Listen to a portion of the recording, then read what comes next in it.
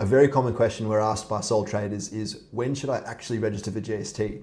And it's a great question. So as a sole trader, when your business income either hits $75,000 or it's clear that it's going to hit $75,000 in a 12-month period, that's the trigger point to register for GST. So usually I say to clients, look, if your sales are over $7,500 a month for a few months in a row, that's usually a good indication that your business income for a 12-month period is going to be over $75,000, so you need to register. And what that means is, for all of the work that you're doing, whether you're a PT or running an IT business as a contractor, you need to add GST to your customer fees. So if you're a PT and PT sessions are $50 a session, they need to be 55 now, because you're now collecting GST on behalf of the ATO. Unfortunately, it's not something that you can opt out of. If your turnover is over a certain amount, which is $75,000, you need to register and you need to collect GST from the ATO.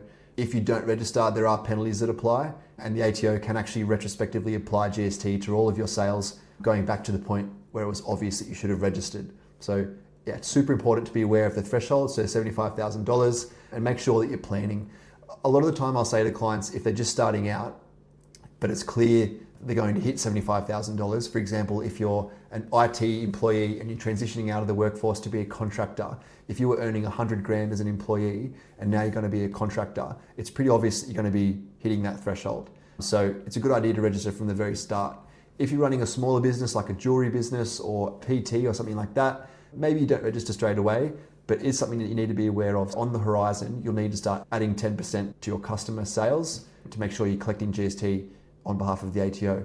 When you register for GST, it also means that you can claim back the GST on your expenses. So for things like accounting fees or mobile phone bills or your cost of goods sold, if there's GST that you're paying on those expenses, you can actually claim that back. And we claim that back in what we call the BAS, so the business activity statement.